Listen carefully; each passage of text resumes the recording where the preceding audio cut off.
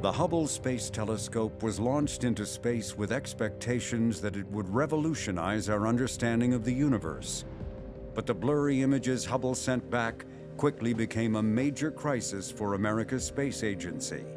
Not only was the future of Hubble at stake, the future of space station might be at stake, and maybe the future of NASA might be at stake. To fix Hubble's eyesight, NASA's Jet Propulsion Laboratory proposed an ingenious solution that, if it worked, offered the hope of turning a national embarrassment into a national source of pride. And at the same time, JPL was contending with serious troubles of its own. 3 of its spacecraft were about to declare emergencies, and not all of them would survive. The confusion was just overwhelming. Everybody snapped into battle mode. To the rescue, JPL and the beginnings of the space age. Next.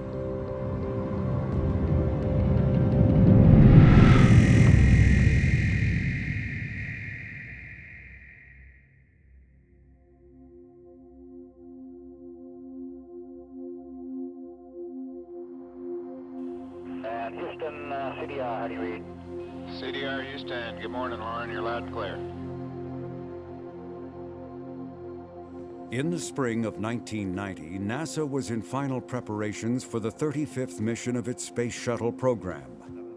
Inside Discovery's cargo bay was what many consider the most important science instrument of the 20th century, the Hubble Space Telescope.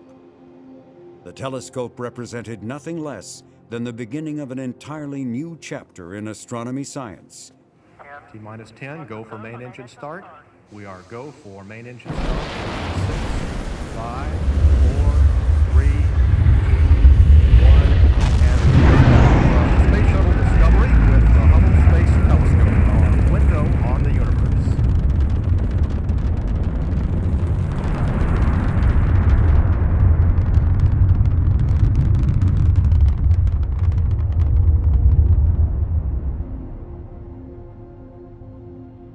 Among Hubble's science instruments was the Wide Field and Planetary Camera, proposed by Caltech and built by the Jet Propulsion Laboratory.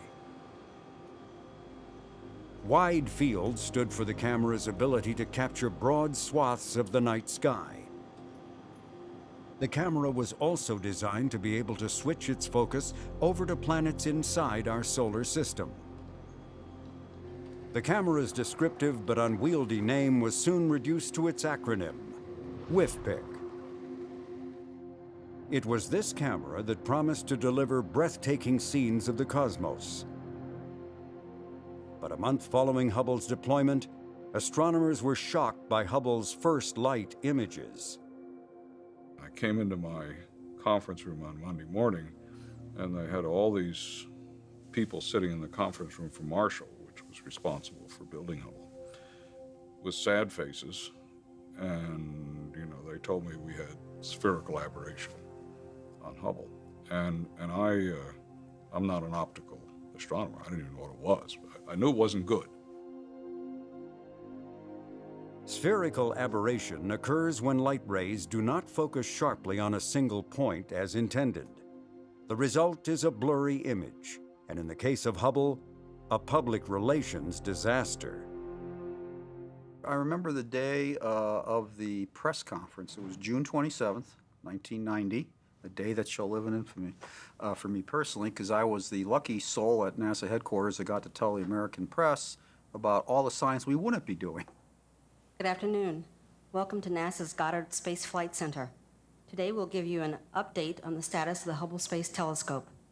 We feel right now that there's probably no real science that we can do with the wide field camera at this time. After that, it was just sort of chaos in terms of, because NASA had hyped the mission so much. It sounds like you're way over half the science you intended to do, you can't do. I understand you were so disappointed last night in this setback that you actually cried. I also understand in this morning's meeting that you referred to this as the biggest failure since the Challenger blow-up. $2.5 billion. How could this possibly be? While it could be reported that Hubble's issue was spherical aberration, there was no definitive answer as to what had caused the defect. Their initial reaction is one of frustration, of course. And their initial reaction was they lost most of their science, if not all. The JPL science team suspected the source of the problem might be with Hubble's mirrors. If that were true, there was a ray of hope for Hubble. And John Trauger, who was the person building the WIFPIC clone, as it was called then, WIFPIC 2, came up to me in the corner and said, you know, I think we've got a way to make some minor adjustments to the camera we're already building that could be ready in time for the repair mission in 1993 that would fix the problem. It took a couple months to really sort out what was happening with Hubble. We had an idea what it might be. So we went down in the lab at JPL, and we played with it. We played with the model. All right, here's a nice high-tech sketch. As Trauger suspected, calculations pointed to a problem with Hubble's primary mirror. As you go from the center to the edge, you find the surface is too low, lower than it should be, by about 4 waves. We knew it had been a manufacturing defect at the plant in Connecticut by a technician who put a washer in the wrong place. It would later be determined that the mirror's shape was off by a mere 4 microns, about 1/50th of the thickness of a human hair.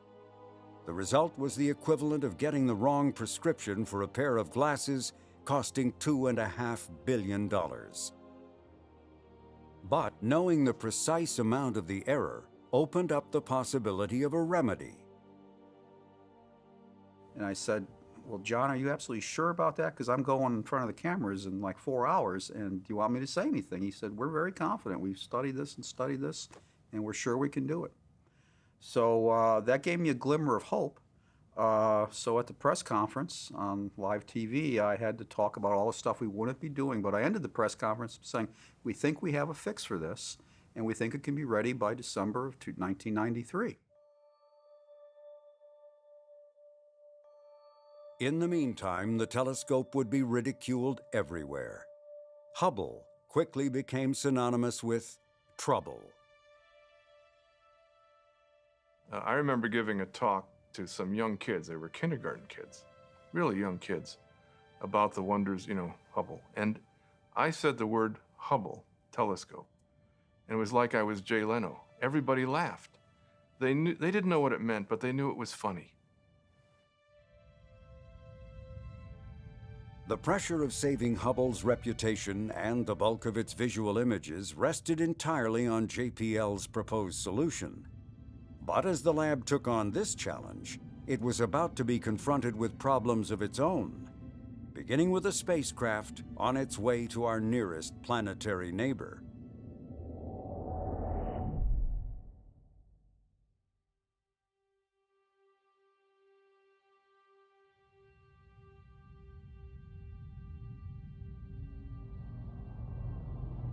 Long before Hubble, JPL was exploring the planets in our solar system, beginning with Mariner 2's flyby of Venus in 1962. And despite 3 decades of exploration since then, intriguing questions still remain to be answered about Earth's sister planet. Do plate tectonics exist on Venus? Is there any evidence of past oceans and river basins? And perhaps most important, is there any possibility of primitive life forms existing in the distant past on Venus? I was a manager of that, so that took my whole career for 10 years.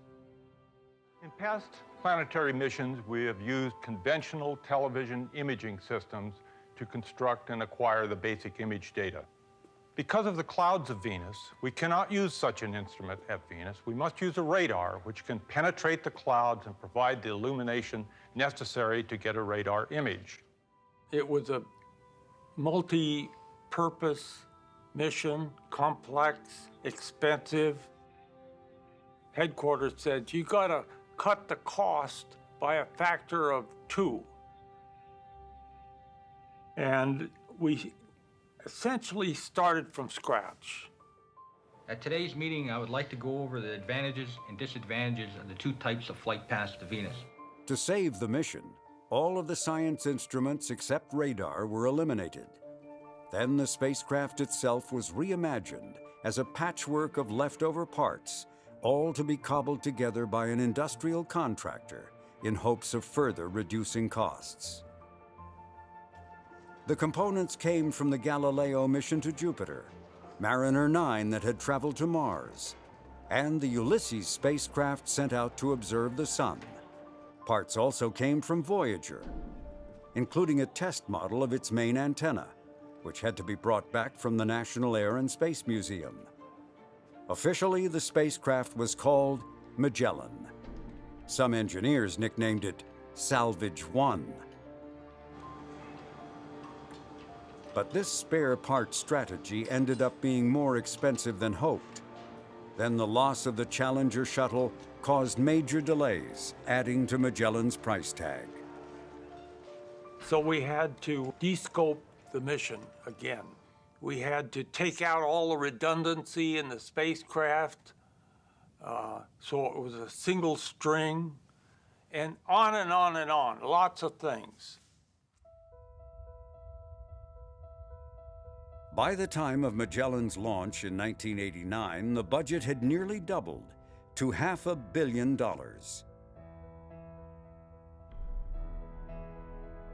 But as Magellan set sail for Venus, the mood was celebratory, for this was NASA's first new planetary mission in more than a decade. The spacecraft is performing just beautifully. All systems are operational and nominal. It couldn't be better.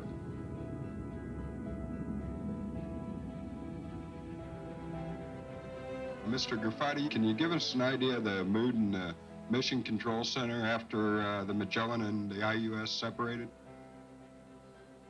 It was described to me a few minutes ago as ecstatic. Copy that. Tell the IUS guys they did a great job. We have virtually zero rates from the beginning. We're on our way to Venus. 8 pulses? 8 pulses? 8 pulses on the thrusters. I love it. I love it. I love it. What a beauty. What a beauty. So that was a highlight, because that was my job.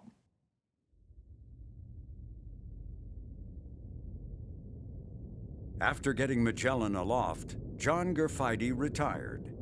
The job of project manager was handed over to Tony Spear, a JPL veteran well-versed in radar.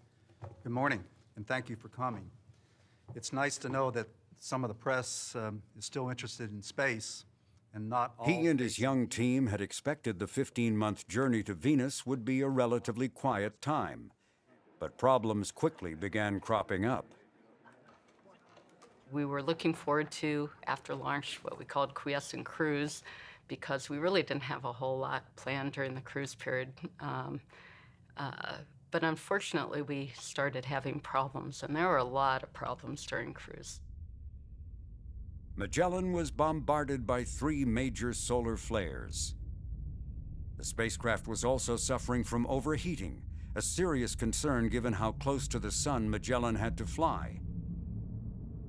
And the star scanner, vital to determining Magellan's position, kept picking up disorienting glints of light. The reason turned out to be minute debris shedding off the side of the spacecraft. These and other problems were overcome, and as the day of orbit insertion approached, all was going smoothly. And that gave Spear an uneasy feeling. This is the first week that we really haven't had that much to do. And the guys are starting to get nervous, as a matter of fact, not having anything to do. We're sitting back and we're closely monitoring the spacecraft, and we have in our hip pocket contingency plans in case something goes wrong. Okay, the white stuff is off. We had a solid Star 48 motor, and you just lit it and it went, and then you were either going to go into orbit or you were not. There was a lot of nervousness from the managers about it.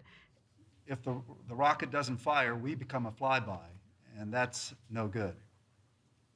because it will take something like 100 years before the geometries line up so that we could try again. And I don't think I'm going to be around 100 years from now.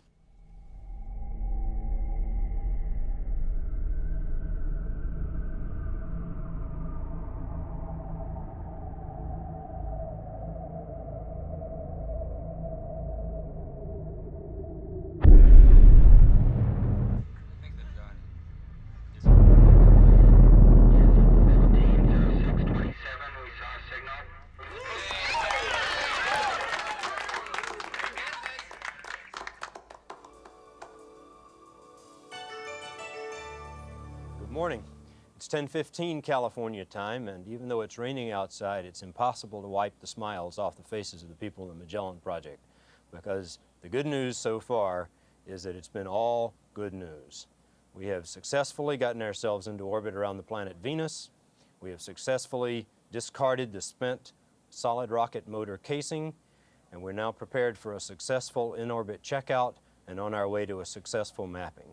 And from the way things look, nothing will get in the way. It didn't last very long.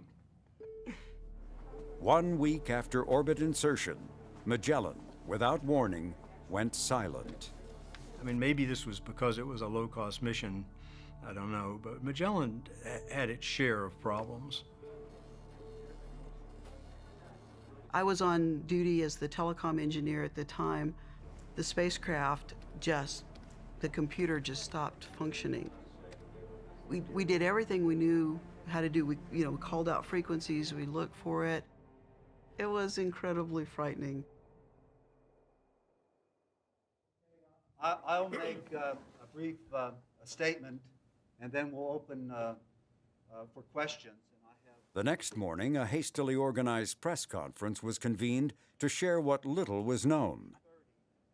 I was out in the lobby watching the press conference, and I got a phone call from the guy we call the ace in Building 230, who's sort of in charge of real-time operations, and that said, we have a signal. We're not sure it's Magellan, but we think it is.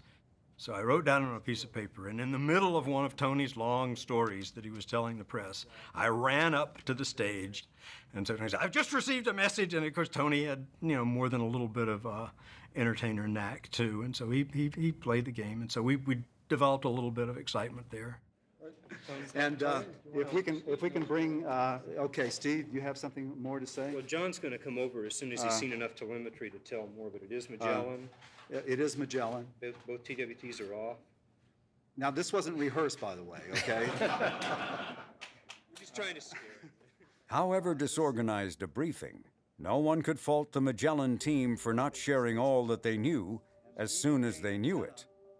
The good news was that the spacecraft was alive. The bad news was that Magellan would continue off and on with petulant bouts of silence caused by an unknown software glitch. The faults came one right after another, and you could barely get over the last one or recover from the last one when the next one happened.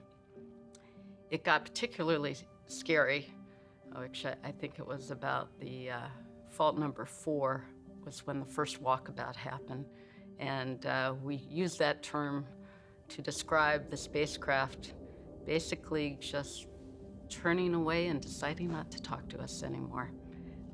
So it just went off and did its own thing. We had no idea where it was pointed, what it was doing, and it was terrifying. It took us months to figure it out. Again, at this time, the spacecraft is healthy and is waiting for further contact and instructions from the Earth. It was a real complication, a bug in the program. It was in an endless loop, and the spacecraft was just floating away. Just floating away.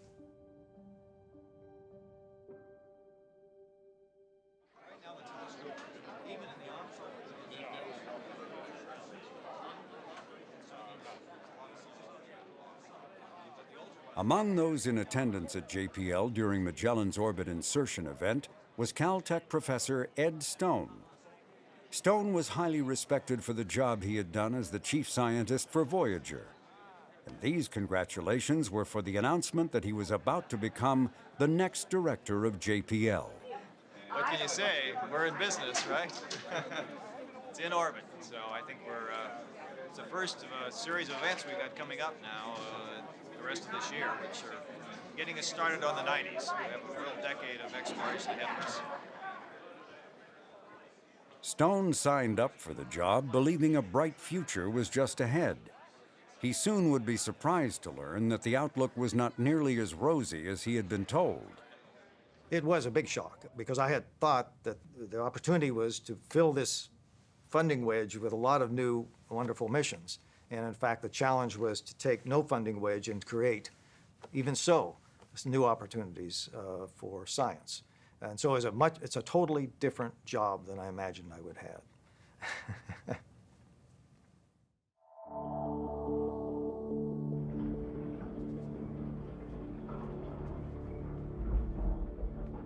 Up to now, planetary missions were designed to carry as many science instruments as possible. There was no better example of this than the flagship mission to Jupiter, Galileo. In 1986, it had been in final preparations for launch when Challenger was lost. With the shuttle grounded, Galileo was packed up and shipped back to Pasadena, leaving mission managers scratching their heads as to how to reach Jupiter. There was a period of time we didn't think this thing could go anywhere but the Smithsonian. The solution to getting Galileo off the launch pad required calling upon the forces of nature for a series of gravity assists around other planets. That had been done before, but this time celestial mechanics required Galileo to begin its journey by starting out in the opposite direction of Jupiter. Oh, and by the way, it goes to Venus. Whoa, what do you mean goes to Venus? that seemed, that seemed impossible. And so what we've had to do is we've had to do this retro maneuver at Earth to go to Venus, start off in the wrong direction, use Venus gravity, and then 2 shots past the Earth. So we have a total of 3 planetary gravity assists. Our preference, of course, would be to go direct. But the reason we're doing this is to get to Jupiter. It's the only way we have to get to Jupiter now. Galileo is on its way to another world. It's in the hands of the best flight controllers in this world. Fly safe.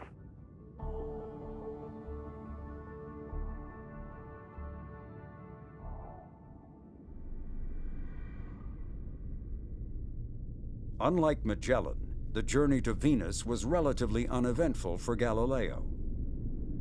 And just a year after its launch, Galileo was again nearing Earth, the first time ever that a robotic spacecraft was returning home.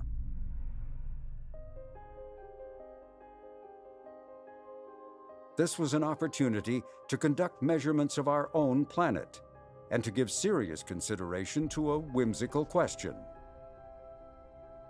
Imagine Galileo is a spacecraft from somewhere else in space, and it's making this extremely quick pass by the Earth, all instruments recording. What about the Earth would it detect, and what fraction of that would be what we consider important about the Earth? Would it detect that this is an ocean planet? Would it detect life? Would it detect intelligence? Those are three interesting questions. Galileo's answers varied. Water was clearly abundant, and there were strong hints of biology to be seen. As for a technologically advanced civilization, there were no visible signs. Galileo's path, just by chance, was one that flew across sparsely populated areas of the planet. Then, in a blink of an eye, Galileo sailed past our planet, headed outward.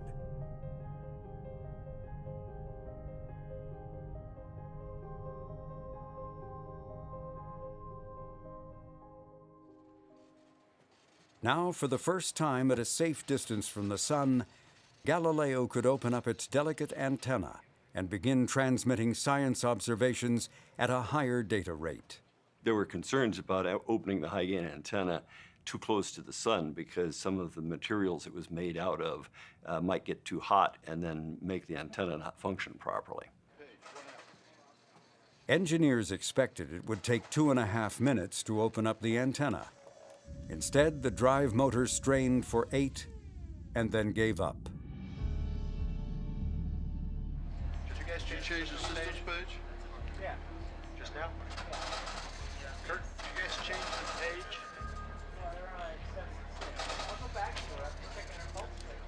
We didn't take a lot of analysis. We all knew something very bad was going on at that point. It wasn't a complicated problem. The thing had not opened up.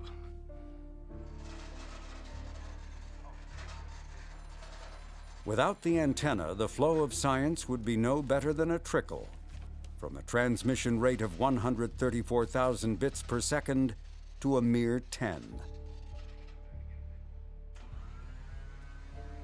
With meticulous attention, engineers examined their backup antenna, looking for clues as to what had gone wrong.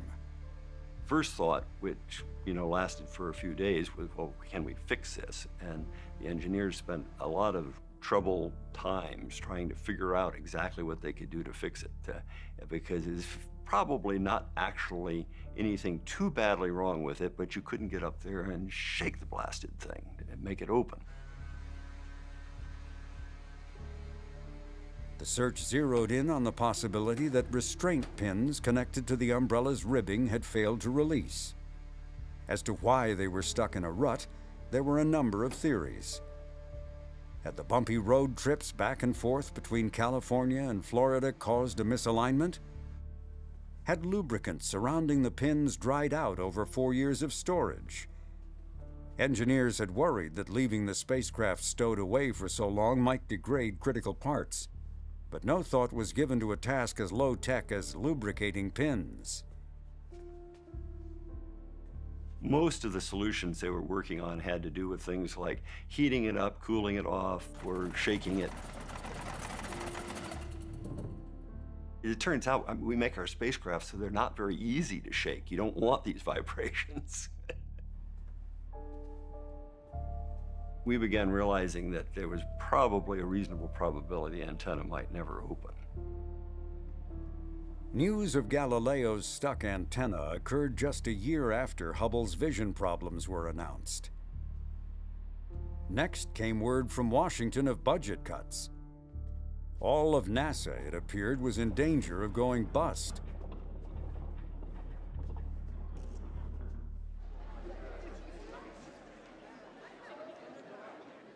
Good afternoon. I wanted to have a chance to talk with you about some of the very disappointing news that was in the FY93 budget that was released just 2 days ago. As you know, I'm sure you all know by now, that budget does not include the craft mission, nor does it include operational money for Magellan. We also are looking now at any effects this will have on personnel here at JPL. We don't know yet exactly what the impact will be, so I'm sorry to have this kind of a discussion. It's not one that any of us would want to have, but I think that it's something we do have to deal with in as in a constructive a way as we can. Thank you.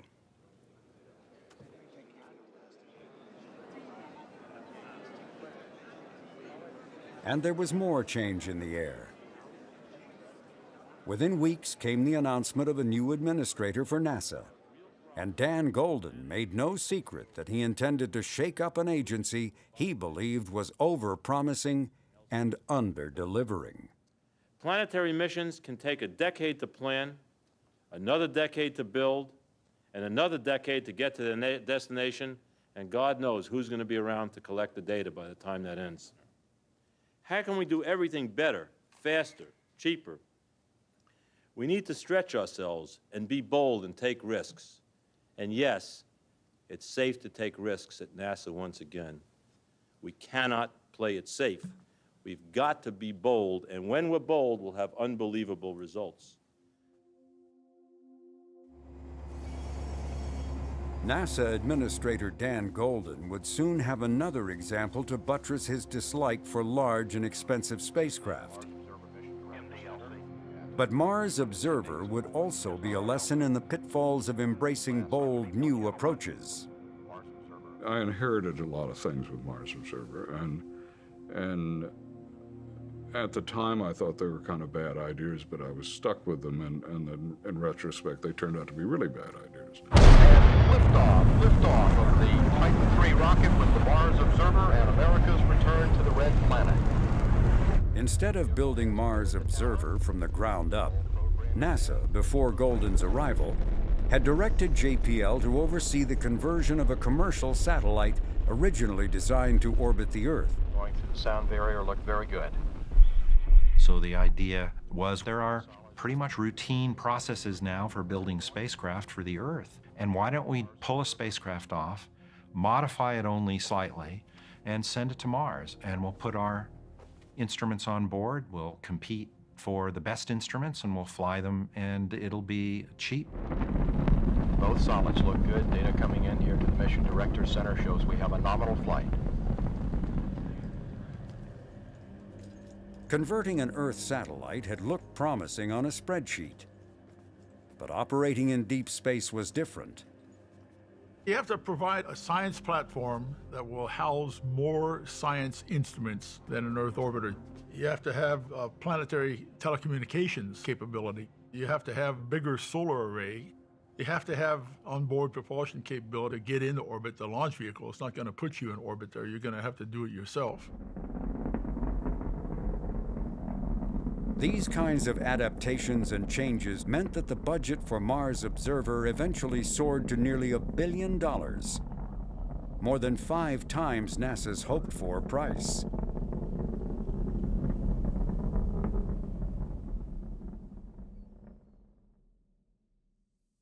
Hi, it's December 19th, and it's 6 o'clock p.m., and I'm going to the lab on a spacecraft emergency. The spacecraft lost inertial reference. Steve Collins was one of the youngest members of the Mars Observer team. And we're going to go into the lab and try and see what's going on. From the time of the launch, he had set out to make a video of this, his first mission. My father was a cinematographer and did a lot of documentary filmmaking, and I, grew up going on documentary film shoots. Well, here it is. Spaceflight Operations Facility. Sometime in the middle of the night. A couple people here on Topex. But it's looking pretty dark. I remember specifically associated with Mars Observer, him saying, it doesn't matter the quality of the footage if you're there when something big happens. Charles. Oh, joy. Good evening. Collins' videos are a rare and candid record of the behind-the-scenes work of a small, close-knit group of engineers. Just doing the slow. They were responsible for Mars Observer's attitude control system, which, put simply, meant keeping the spacecraft pointed in the right direction. People were very tolerant of it. They got used to me having a video camera. And for Mars Observer, they decided to bring all the computers and things that they would normally put in the control room and put them in people's offices. And so you would basically sit in your own office and operate the spacecraft. When you get Are we going to be implicated by this? Or, on occasion, to relax with the latest state-of-the-art offerings in space-themed video games. So this is what's really going on up there on the spacecraft, huh? That's right. Is this what's called joysticking the spacecraft around? This is Danger's worst nightmare. That's right. Oh, no, it's putting us into contingency mode.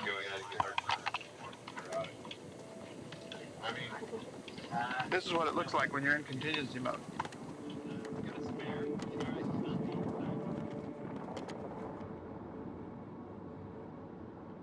But as Mars neared, the fun and games ended.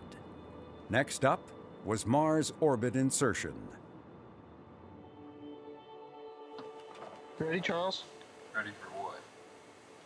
To be immortalized? Yeah. MOI.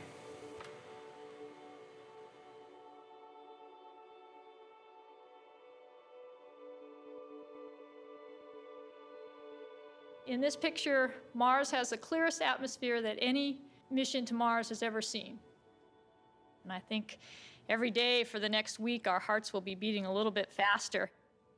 On Sunday, we have a very critical event, which is the pressurization of the fuel tank.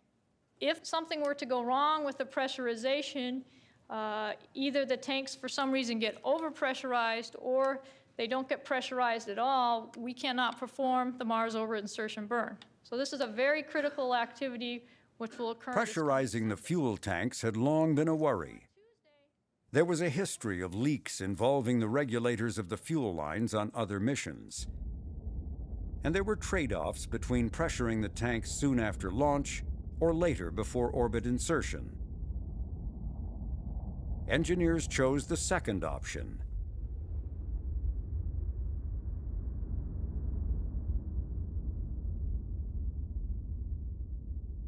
The critical decision was that we would do this pressurization of the tanks in the blind, and we wouldn't have telemetry going at the time that we did the tank pressurization. We opened these valves.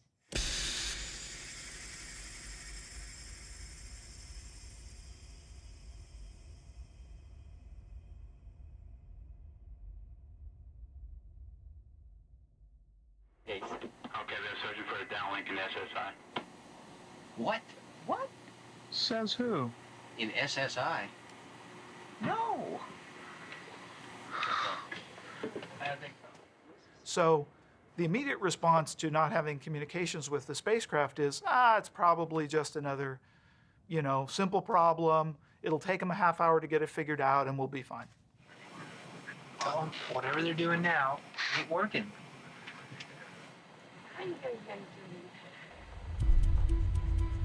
So I'd like you to clarify a statement you made earlier. Did they see a signal earlier on? I think after about an hour and a half or so, we declared a spacecraft emergency, and there was just nothing. Just nothing. Hello, Wayne speaking. Yes. Mission manager, Marseille. Nothing. Scary, scary stuff. We lost one right now. When we turned the other one on at 3:30, this whole thing's happening again. That's right. And whatever happened the first time, we've got to expect. We're gonna command in now. Confusion was just overwhelming, but everybody kind of snapped into battle mode. I'm just saying, but let's talk about facts. Let's lay out what we have here. Because this is We're in one of two situations. The beam is on. We cordoned off one conference room, went up to the whiteboard, started listing all of the things that could have gone wrong, and starting to brainstorm what these different scenarios would have meant. We're on the Earth, we're on high gain, everything's fine. Those are the two situations we're in right now. If the beam is on. It was a little scary. We went under the assumption that for some reason, because the spacecraft had operated so well during cruise, that maybe there was some glitch in the sequence or some glitch in the command processing equipment that prevented the transmitter from turning back on. Spacecraft's probably working just fine. It's just not talking to us. Until after, and if we happen to be in safe mode, we've lost 6.5 hours. Is that significant?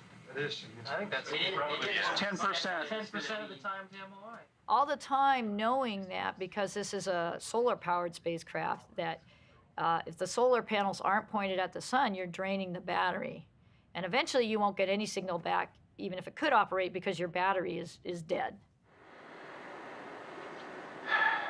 It's 4:30 in the morning on August 23rd, and we still haven't received any word back from the spacecraft. A lot of people walking around without any idea really what to do.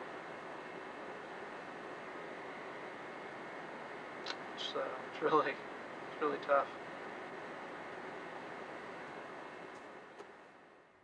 But a sort of unusual thing happens in that circumstance, which is a sense of optimism, because the flight team knows that if it was a catastrophic failure, there's nothing they can do. And so you start thinking instead on an optimistic path.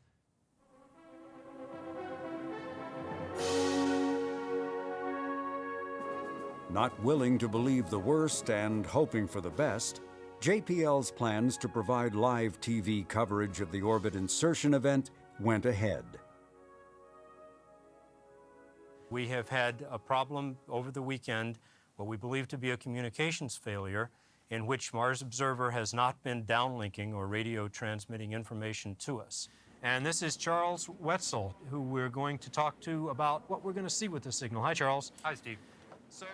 I was the on-console guy who could be interviewed. And so I had all of the telemetry displays up on the workstation, and I had sort of been picked as the operations guy that would be, interviewed back and forth as the day was going on and show, what telemetry we were getting or we would have been getting and how the systems were, behaving, which we weren't at the time. But it was definitely a very awkward type of interview. Okay, specifically, you have a graph there which will show us what happens when we actually get signal back, right? That's correct. There's no data on this window yet. We're hoping that for the first time since Saturday, we'll lock up on a radio signal, and that'll show the signal level here in this window right now. Mission Manager, go ahead. Okay, we've come up negative on our search for signal, two-way, one-way, channel 16 and channel 20. I guess it's time for plan B. Okay, copy. DSN will continue to search. Copy. Charles, we're going to stay with you, and the minute that you hear anything, feel free to break in on what we're saying, okay? But certainly thank you for your attention. Keep your eyes peeled. Okay, thanks a lot, Steve. Thanks. The idea was that it wasn't lost, that it had automatically gone into orbit, and that what we needed to do was to keep sending commands to it so that it would behave properly and begin to send back the information. So it just was so protracted that the pain just continued and continued. Who was the famous pilot, Chuck Yeager? I feel like the Chuck Yeager, the slow Tennessee accent. Well, there goes plan A, there goes plan B. Okay, plan C. Arm and go to contingency mode. Whose idea was it to pressurize 3 days before MRI?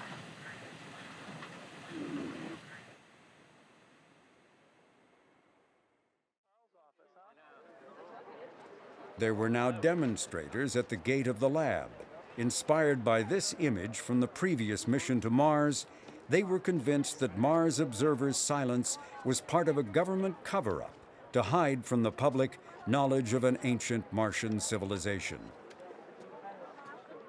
There were people standing on the corner of the entrance to JPL with signs saying, Mars Observer is a cover-up. To have to drive past those protesters into work was like adding insult to injury.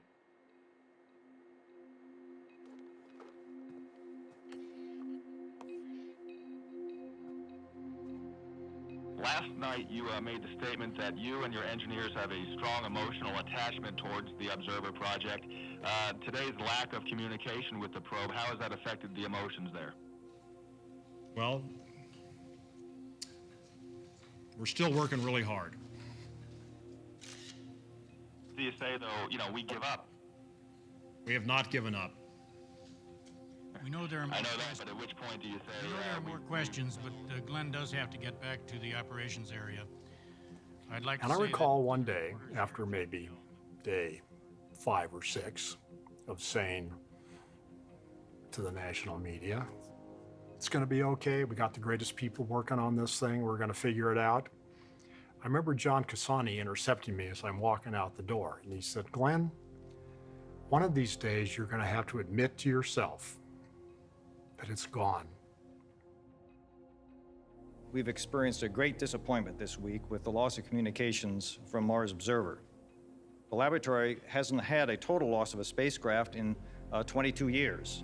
We have confronted difficulties with other spacecraft, Galileo's antenna, Magellan's transmitter, Voyager 2's faulty command receiver and jam scan platform, but the ingenuity of JPL engineers has always allowed us to recover a scientifically valuable mission.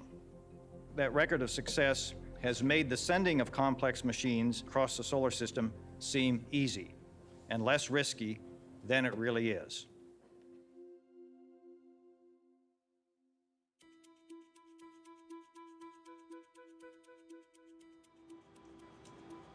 While there was nothing more to be done for a rescue at Mars, there was hope for Hubble. And much of that hope rested on a team of JPL scientists and engineers who were feeling the pressure of the high stakes at play. It had a huge amount of visibility. Dan Golden, who was administrator at the time, was famous for saying that he wanted to take more risk and that it was okay for things to fail. And when he was looking at WFPIC 2 in the high bay, sort of whispered to 3 or 4 of us that all that business about letting things fail does not apply to you. This cannot fail. This is the agency's reputation on the line here. And it turns out that it was almost entirely fixable by changing the shape of some tiny mirrors, no bigger than a nickel, inside the camera. So what we ended up doing was taking our optics apart, replacing these nickel-sized mirrors with new ones that were out of shape, exactly opposite to the shape error in the primary mirror, putting it all back together. As a math problem, the solution was simple. As a practical matter, it was a profound engineering challenge. The science team also wanted to add on the ability to adjust the camera's small mirrors by remote control, to guarantee that this time, Hubble would yield sharp images. That meant embracing an unproven technology that just happened to be the specialty of a recently hired JPL engineer. And so through my door entered John Trauger, and he approached me about the possibility of using this type of technology for a very compact mirror mechanism. And not knowing any better, I said, of course you can do that. Not everyone on the engineering team was convinced. Some of them saw Fanson as an interloper who had taken sides with the science team, and that placed him right in the middle of a tense standoff. And I remember one of the scientists was red-faced and was actually pounding his fist on the table, saying that he felt that the project team was being disingenuous in its presentation of what was possible. I've never been in a meeting like that before or since, but tensions were running very high. At one point, I was excused from the meeting while this was going on until things calmed down. In a project like this, everyone's career depends on success. Everyone ultimately has to work together, you know, and it's a human, it's a really interesting dilemma. This being my first flight delivery assignment at JPL, I had the advantage of ignorance. So I hadn't been I wasn't experienced enough to know that what I was setting out to do should not be possible to do on the time frame that we were doing it. And we just worked enormous hours. There were many nights of sleeping on a cot, not knowing whether it was daylight or dark outside. It was a maximum effort. One vivid example of a maximum effort was finding a solution to cleaning WFPIC's mirrors with liquids without damaging other parts of the camera. And so it occurred to me that if we could find a really large size condom, we could roll the condom up over the housing, up against the outer edge of the mirror, and seal around the mirror, and then you could wash the front surface. To Fanson's surprise, the manufacturer refused to endorse its products for any use other than for what it was originally intended. In desperate straits, Fanson's next stop was the emergency room. So here I am in the supply room, in the emergency room, and came across a particular type of surgeon's glove that had just about the right size, a latex surgeon's glove that we could roll up over the housing and seal around the outer edge of the mirror so that Acton could do the cleaning of the mirror surface and do the coating. So it's just we had to tackle these problems. This is what engineers do, right? You You have to figure out a way to tackle the problem that's in your path.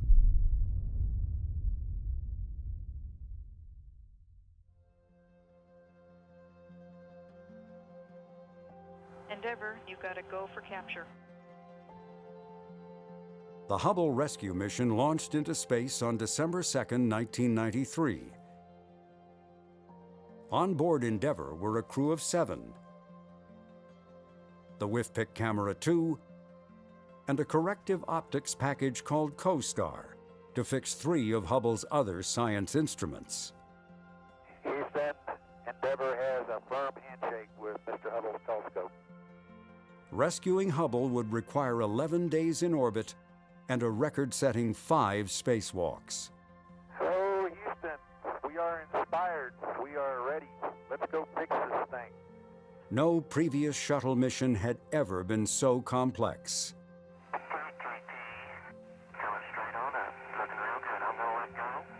The astronauts had practiced moving our camera around.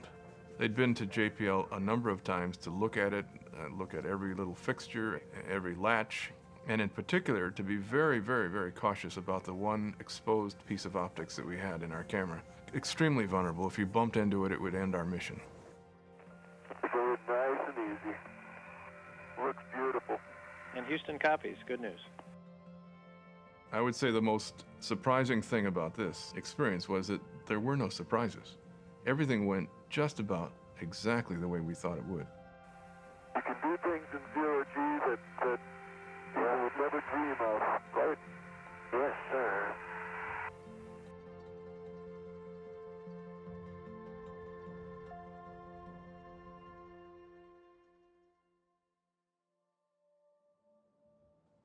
"5 days after Endeavour's return to Earth, a small group of astronomers and engineers gathered out of public view, nervously awaiting the transmission of WIFPIC's first image.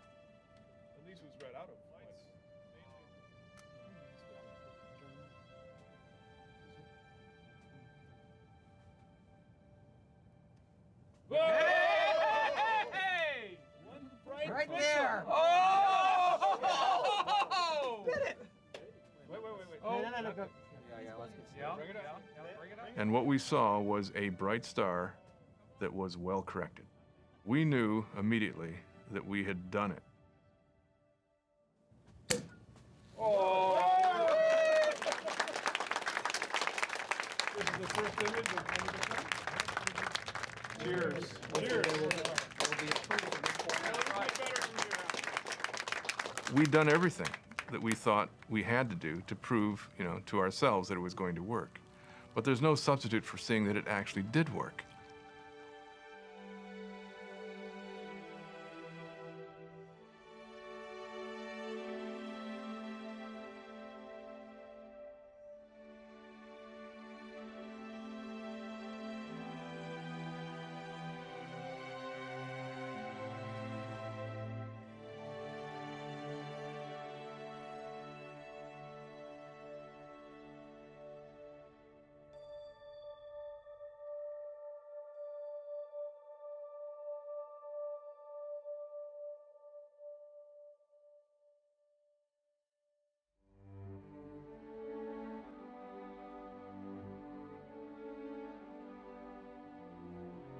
WIFPIC 2 is known today as the camera that saved Hubble. It operated for more than 15 years before being replaced by a third-generation camera in 2009. But rather than being tossed aside, astronauts brought WIFPIC 2 home. A nationwide victory lap included a celebratory stop at JPL, the place of its creation. It is now on display at the National Air and Space Museum. As WIFPIC 2 was taking its first images, Galileo was a year away from Jupiter, its stuck antenna permanently frozen in place. But ingenious JPL engineers would find ways around the problem. A bounty of science discoveries was just ahead for Galileo. Magellan, despite fits and starts, succeeded in creating a radar map of 98% of Venus's surface. As the mission was ending, controllers commanded the spacecraft to plunge into the planet to gain knowledge about its atmosphere. Mars Observer was never heard from again. The most likely cause of the loss was a rupture of a fuel line during pressurization of the propulsion system, causing an explosion and sending the spacecraft into a catastrophic spin. Whether the doomed spacecraft went into orbit around Mars or flew past the planet and now circles the Sun, no one knows. And Mars would become the testing ground to see if the space agency could actually create missions that were faster, better, and cheaper. The answer would not come easily, and for JPL especially, there would be a heavy price to pay.